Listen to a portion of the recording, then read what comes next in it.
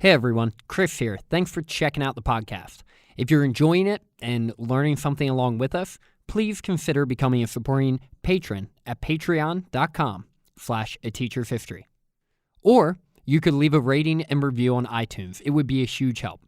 If you'd like to raise your hand and participate along with us, you can find us on Facebook, Twitter, @ateachershistory, or shoot me an email, chris@ateachershistory.com.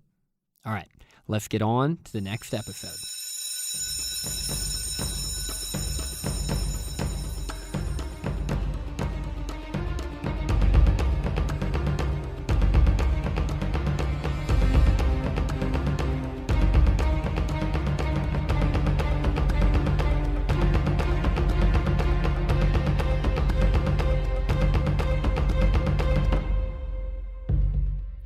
Hello, welcome into A Teacher's History of the United States.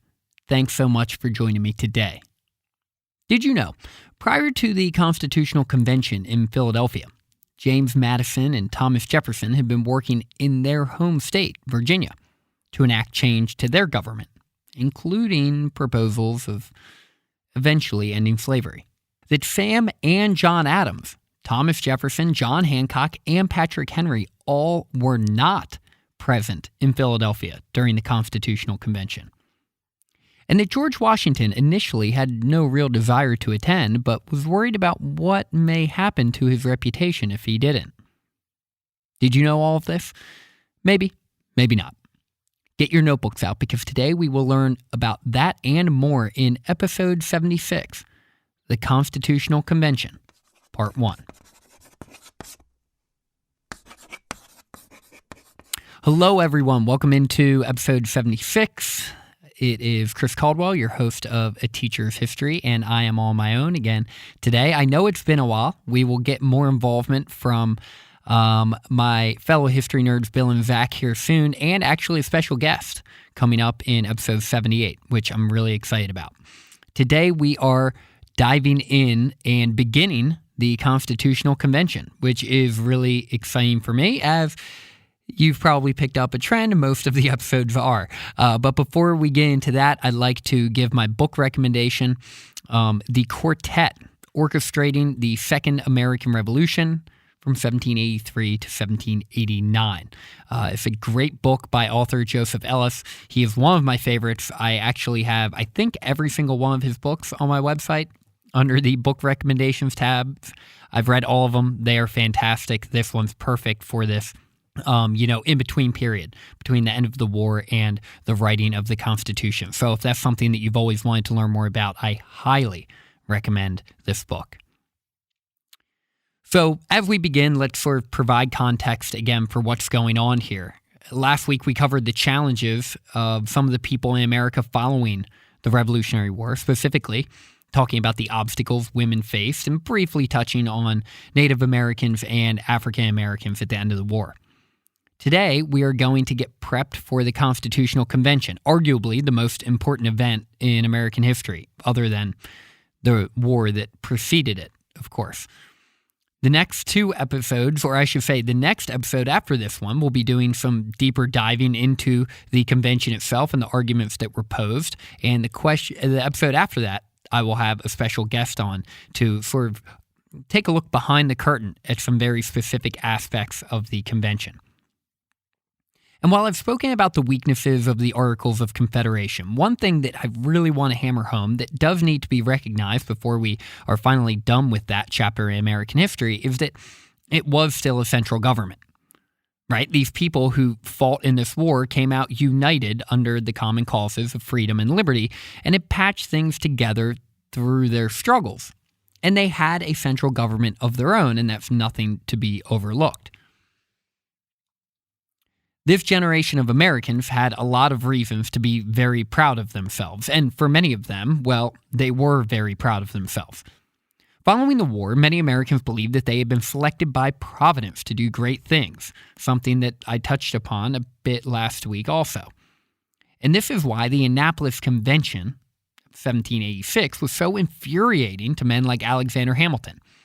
He knew that the United States of America had the potential to exert some of its power on the world stage, but only if they were going to be able to empower the central government more than they had up to this point. But it wasn't going to be as simple as Hamilton hoped it would. The United States of America, up to this point, had a history, albeit a very short one, of looking to the states to determine which action should be taken. During the war and in the year following, men like Thomas Jefferson and James Madison looked to their home state of Virginia to be a guiding light for the rest of the nation, in some ways similar to how Thomas Jefferson's earlier work served as a foundation for the Declaration of Independence. In the decade following the Declaration of Independence, Jefferson and Madison ushered in reforms along with, the help of other delegates in Virginia that directly impacted education, religion, landholdings, and the status of black slaves.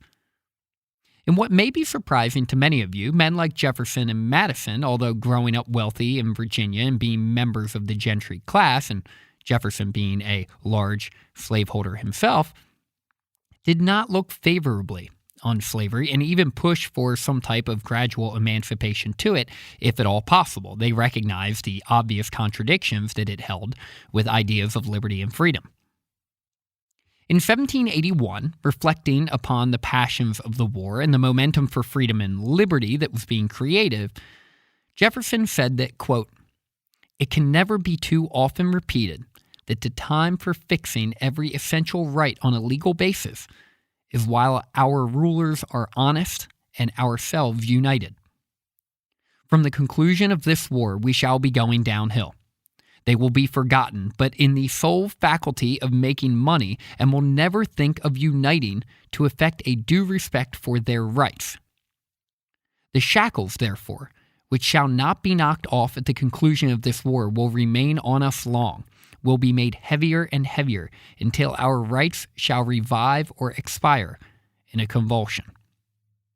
And while men like Jefferson did fail in their attempts to secure more liberty for African Americans, what they were able to do was include more people in the voting process in Virginia, extend education to more of the young children like they had hoped.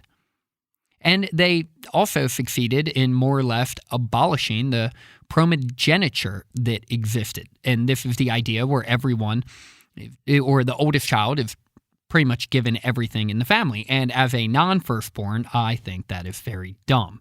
So I'm glad they got rid of that. And they also separated church from politics, which of course lays the groundwork for an essential tenet in our Bill of Rights. And keep in mind, it was not just Virginia that was making these Republican laws. Numerous other states were creating their own constitutions, most of them with a bicameral legislature, which means two houses, which provided a check on the executive in their state. Another thing to note as we move into the rewriting of the American government and the establishment of a constitution is that the idea of a constitution was not a foreign one to these Americans. The history goes that the Founding Fathers met in Philadelphia at the Constitutional Convention, and it was a huge shock to everyone involved that they wrote a new document because the original purposes were to amend the Articles of Confederation. And while that's true in the minds of some of the men who gathered there, most of them pretty much knew what was going on and that a new government would likely be necessary. Other than Pennsylvania, which was a democratic structure, other states had established their own forms of Republican constitutions. While the Articles of Confederation were technically a constitution, they were really just a statement of fundamental laws. They didn't really establish any government, and we know that because of the many things that Congress was not able to do to help the country. And that brings us to what will be the biggest challenge in reforming the American government. Because one of the things that made America so great at this time, in the 1780s, was the provincialism of the American citizens, their love and admiration for their own region, locality, and people. This was great. And in many aspects today, it still is great. And it helped to spur the resentment and frustration over the Crown and Parliament. But it also made things pretty difficult during the war and had a tendency to create political and social silos in this young nation. When the men met in Philadelphia, they had to figure out a way to balance this desire for political and social freedom while also creating a government that would be powerful enough to effectively govern them, which, up to this point, the Articles of Confederation had not been able to do. As I mentioned, following the failure in Annapolis in 1786, Alexander Hamilton and James Madison were not only even more convinced that there were changes that needed to be made, but determined to get a better showing the following year in Philadelphia. With rebellions popping up all over the country and Shays' rebellion scaring the bejesus out of some of the wealthy political and economic leaders, the meeting in Philadelphia was shaping up to be a much more fruitful gathering.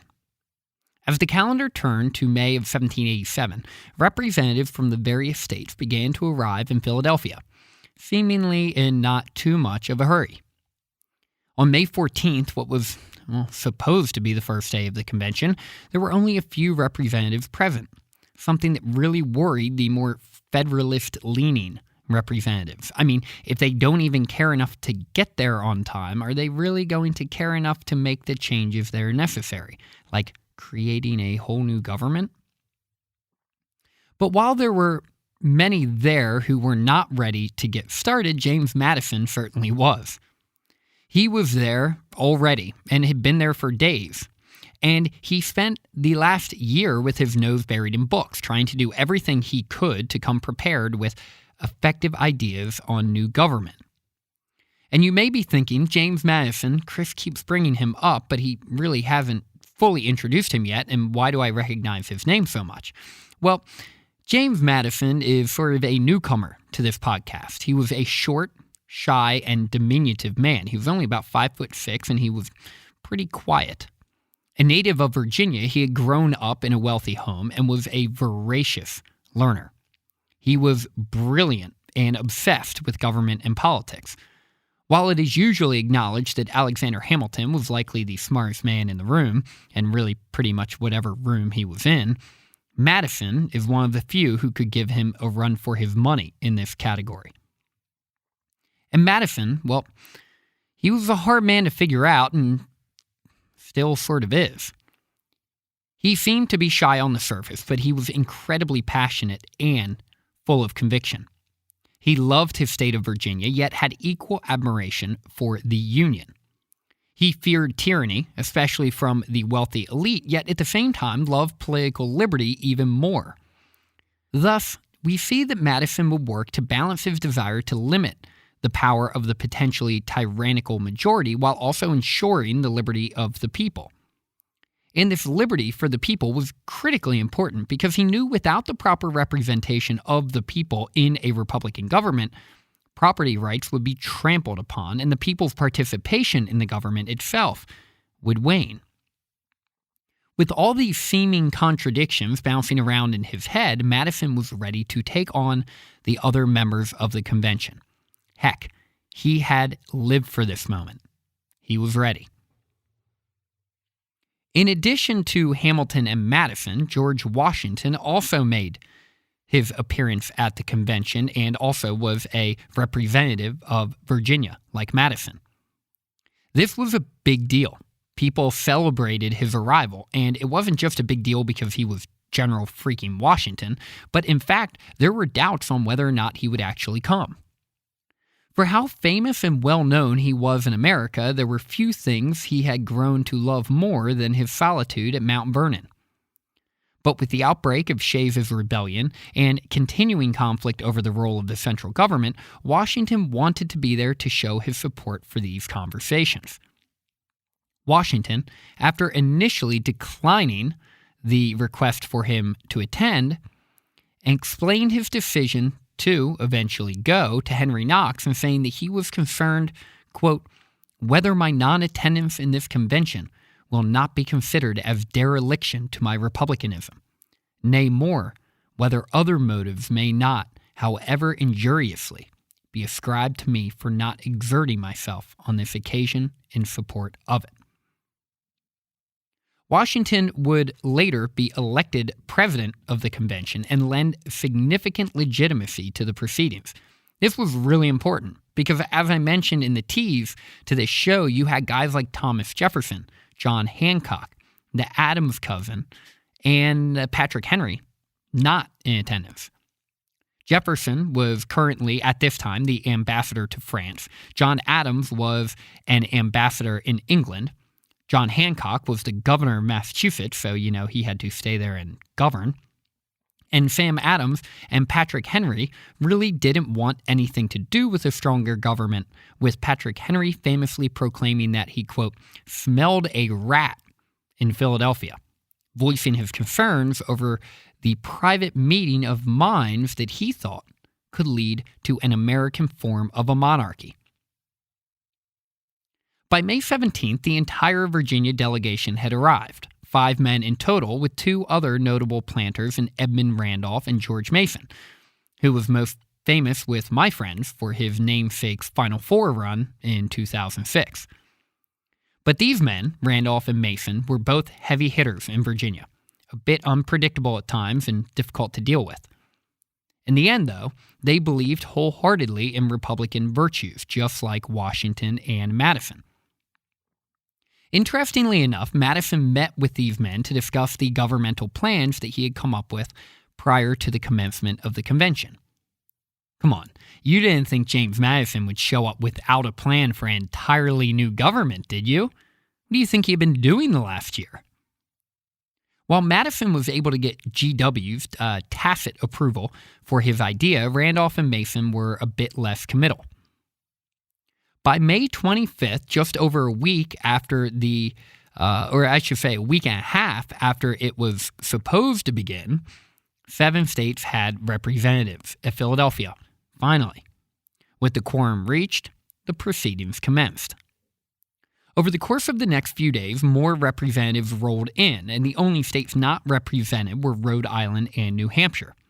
Rhode Island would, in the end, send no one there, and New Hampshire sent 2 guys. But they didn't even show up until the 3rd week of July, so you can imagine they didn't have that much of an impact on the proceedings. In all, there were 55 members present. A majority of them had some legal training, and 21 of them actively practiced law.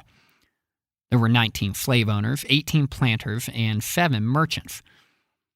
Most of the men were in their 30s and 40s, and many of them were veterans of the Revolutionary War. But probably the most famous of all of them, next to George Washington, wasn't a veteran of the war or in his 30s or 40s. It was none other than Pennsylvania Representative Benjamin Franklin. Having just arrived back in America a few days earlier, Franklin, suffering from serious gout, was a more symbolic member than anything else. Also in the Pennsylvania representation was Robert Morris, the wealthy and famous financier, who conspicuously didn't participate as much in the proceedings as one would expect. Also in the Pennsylvania contingent may be the most underrated representative of them all, James Wilson. Wilson, born in Scotland, moved to America when he was 23. He worked under John Dickinson, was a member of Congress, signed the Declaration of Independence, and was a big fan of democratic nationalism. He was an independent thinker and seemingly forever optimistic. Right by the side of Wilson and Madison throughout the convention was another Pennsylvania delegate named Gouverneur Morris, who by all accounts was loud enough to make up for Madison's quiet countenance. Hailing from New York was Alexander Hamilton, of course, and John Lansing Jr. and Robert Yates.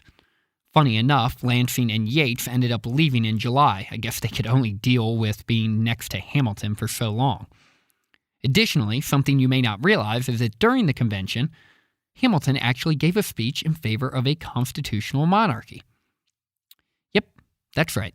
Hamilton argued for an executive who would serve for life. You know, like a king. This is something that we'll cover in more detail in a later episode. John Dickinson was there representing Delaware, even though he wrote letters of a Pennsylvania farmer, so figure that one out. And William Patterson was there from New Jersey. And remember the name of William Patterson. We'll talk about him in a lot more detail next episode. Massachusetts sent a respectable group of Elbridge Gerry, the man that the term gerrymandering is named after, Rufus King, and Nathaniel Gorham. Most notably, of course, were the men who weren't there from Massachusetts, John Hancock and the Adams cousins.